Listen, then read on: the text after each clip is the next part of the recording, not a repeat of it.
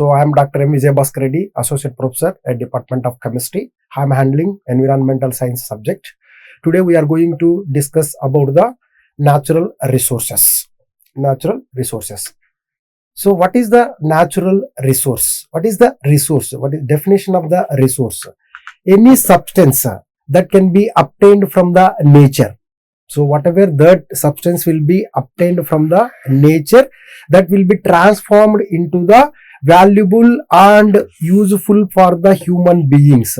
That is called the resource, a natural resource. So here there are different natural resources are there: plants, soil, water, air, coal, forest, and different minerals are giving for the energy. These are all the coming from the natural sources. So now coming to there are different types of different categories of natural resources available in the environment. So water resources, mineral resources, energy resources, forest resources, and land resources. Today we are going to discuss in this lecture is the water resources.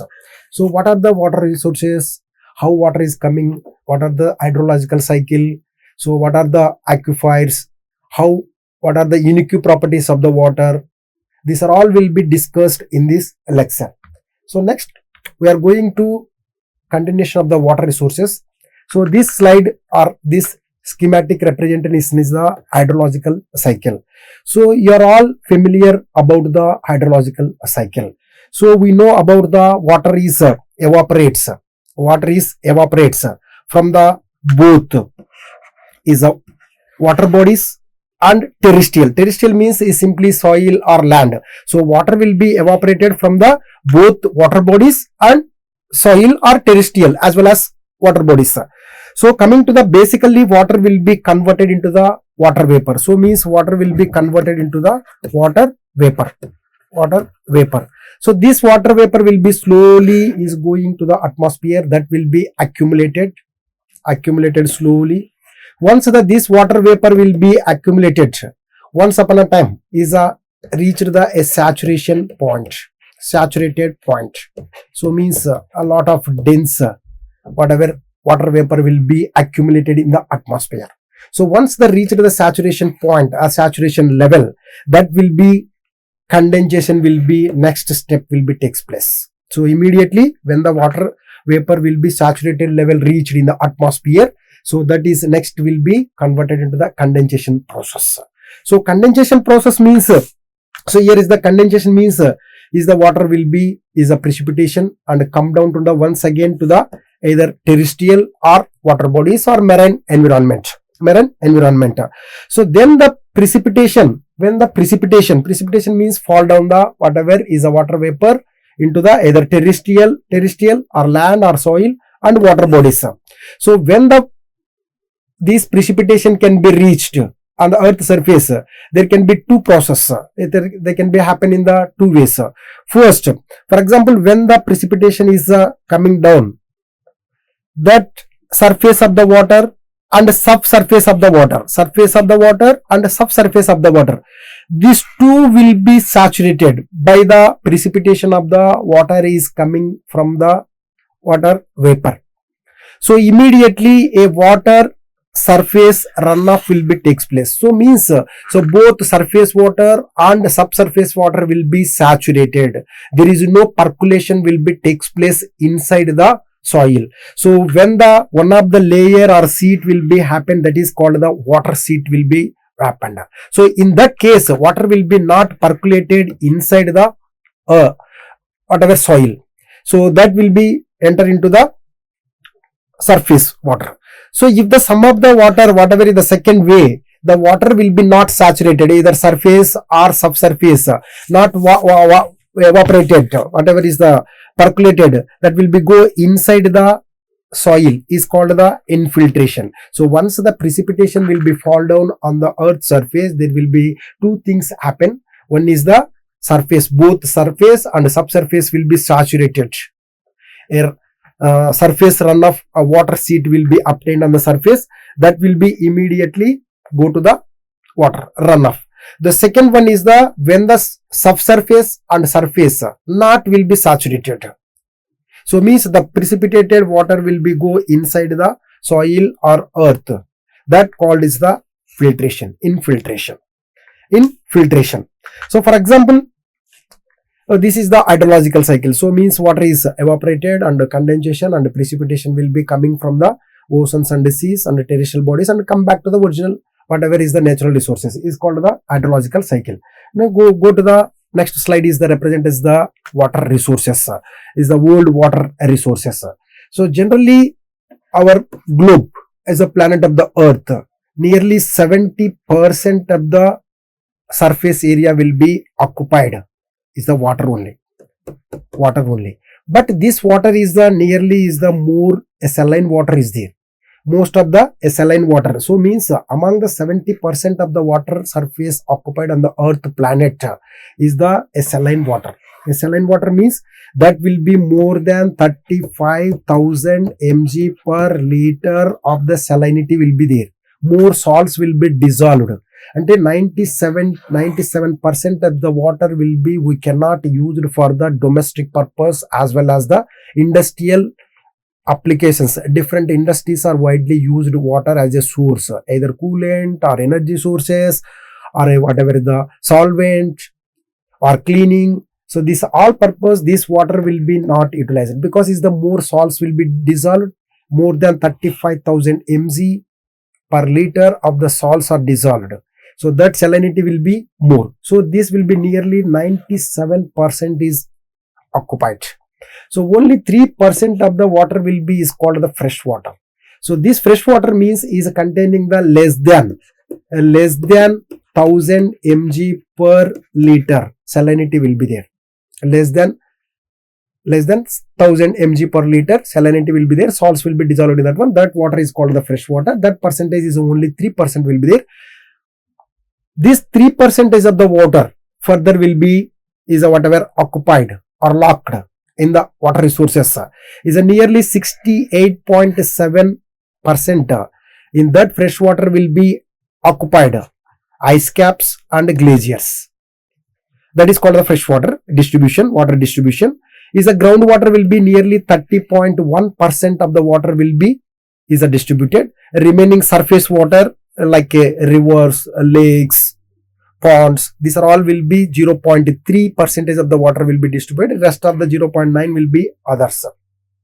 So now coming to the surface water, from the 0.3%, that water will be locked in the lakes 87%, 11% is a swamps and rivers is a 2%. So fresh water is a distribution is a from the 3% to this is the distribution will be explained the schematically representation. So most of the water will be occupied on the earth surface, 97% more salinity is there, that water will be not utilized. Only fresh water containing the 3%, that is the distribution in the two bar diagrams. Now coming to the water resources. How can we can utilize the water resources? There are so many ways are there. So this diagram will represent the one of the is a groundwater utilization by the tube well or ground well or bore well will be used. You are using that one. So second one is the river water or surface water. When the surface water will be used either withdrawal for the our consumption purpose, either domestic purpose or industrial purpose or agriculture purpose or power generation purpose or steam generation. So that will be consumed. So most of the, for example, if the some of the industries are working for taking the water, some will be consumed, some will be returned to the water bodies. Not 100% they consumed. For domestic also, some of the cleaning, bathing, washing for the domestic purpose, some of the water will be consumed and some of the water will be returned back to the water bodies. So means here the withdrawal or taking from the river water or surface water for the consumption purpose, either domestic or industrial, their requirements, and then some of the water sources will be returned back to the water bodies. This is the water resources, water usage. Now coming to the water. So water already everybody knows, that is the molecular formula is the H2O. This water molecule has the lot of unique properties are there. So majorly is the water molecules between the hydrogen bonding is there. We simply discuss about the some of the points. Is the boiling ranges or whatever the temperature ranges between the 0 to 100 degrees is there. Is a freezing point is 0 and the boiling point is the 100 degrees centigrade. Water has the highest specific heat is there. is the main property. This is also important for that one. Is the highest rate heat of vaporization. Most of the solutes will be dissolved in the water. That's why water is the universal solvent. This is widely used in all sectors for the solvent. And one more important is the very good solvent, that also is carry the good nutrients, flow the nutrients in the different plants and animals. And this one more important property of the surface tension and cohesive forces. Water has nearly 72.8 dyne per centimeter. Dyne per centimeter is the surface tension is there, because due to the high surface tension value of water, this will be a very good capillary action moving from lower level to the higher level, in the particular example for the plants, through the capillary action from the roots up to the top of the leaves. Water will be moving by the action of capillary. Based on the properties, the surface tension or more cohesive property theory is related to that one. And last one is the anomalous behavior of the water. So that also is more useful for the aquatic organisms, even the extreme cold conditions. These are some of the unique properties of the water. Now coming to the water usage. Water usage means how much withdrawal from the either ground level or surface level. So there are two different sources of water will be utilized, either ground sources and surface water.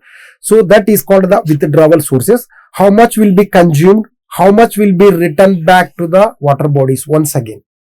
So withdrawal, water extracted from the surface or ground water bodies. Consumption means water used but not returned back to the water bodies, like drinking, that is a completely consumption. Is a cooking, completely consumption. Evaporation, transpiration, these are the completely consumption. So return means water returned to water bodies and can be used in the future. For example, cleaning of the water, you are using the some of the water will be consumed for the cleaning, rest of the water will be once again returned back to the water bodies. So washing. So here the some of the comparison data given is the compare per capita water usage in the national scale. So compared to the developed countries and the developing countries is a comparing. Here the developed countries, take the example of the United States of America. Here the 1280 gallons per capita per day will be used as a national scale. So means per gallon is the nearly 3.785 liters of the water. 1 gallon equal to the 3.785 liters. So that will be coming to the nearly 4,845 liters per capita per day. This is the national scale of the developed country are using. So developed country, our country like India, you are example taken that one. For capita per liter is the 1669 liters of the water will be used. For capita water uses individual scale, this is the only is a national wise comparison, individual person wise. We are taking that one. The developed countries nearly is the 227 liters per day is a per capita are utilizing in developed countries. For developing countries in India, like 100 liters per capita per day are using. So that is the difference between the is a national level scale is the over average, and this one is the individual scale. This is the water usage. Now coming to the water resources. Already in previous slides we discussed about there are two main forms of the water will be there, groundwater and surface water. So generally groundwater means when the water will be hidden underground spaces between the soil and rocks particles. So once the water will be percolated inside the ground or the soil, so that water will be hidden in between the soil and rock particles is known as the groundwater. The surface water means water does not percolate and water does not enter into the inside of the earth, ground or earth soil. So does not percolate into the ground and does not return to the atmosphere either by evaporation or transpiration. So means water will be not going to the evaporation or transpiration but does not percolate into the soil. So only will be stored on the surface of the soil is called the surface water. So like lakes, ponds, wetlands or artificial reservoirs, these are all coming under the category of the surface water. So now coming to the discuss about the groundwater. So once the previous slide when the groundwater is through the precipitation, water is coming and touch the ground. Until that time, water will be very pure. There is no any impurity will be there, 100% pure. So means here till some time groundwater was considered to be very pure. So means through the precipitation, water will be coming from the atmosphere. Is a water vapor, is a condensation and precipitation will be happen, and then that water will be touched until that water will be pure. Once that touch the ground, whatever percolated slowly inside, that water slowly converted to the either impure or hardness or more salty. Due to the reason is a more contaminate leachates found salinity landfills. So due to the reason is the aquifers. So what is the aquifers? Aquifers means these are the either sediment or rock, highly permeable and contain the water is called the aquifers. Generally different sand layers will be more aquifers, and more is the permeable capacity of the water is there. So for example, clay soil is there. Clay soil is the less holding of the water, is a less permeable of the water. So some other gravel sand is there, that will be more permeable of the water. So that is the sand and the gravel is the very good aquifers, more permeable to the water. For example, a clay and crystalline rocks is not like that one. So sediment and rocks are more permeable. So this aquifer is classified under another two types. One is the unconfined aquifers and confined aquifers. Unconfined aquifers means this will be permeable earth materials. What are the earth materials? Like a different earth particles, like a soil particles will be, particle sizes will be there. So that earth materials, they are recharged by water sweeping down from the above in the form of rainfall and snow melt through the precipitation. That is called the unconfined aquifers.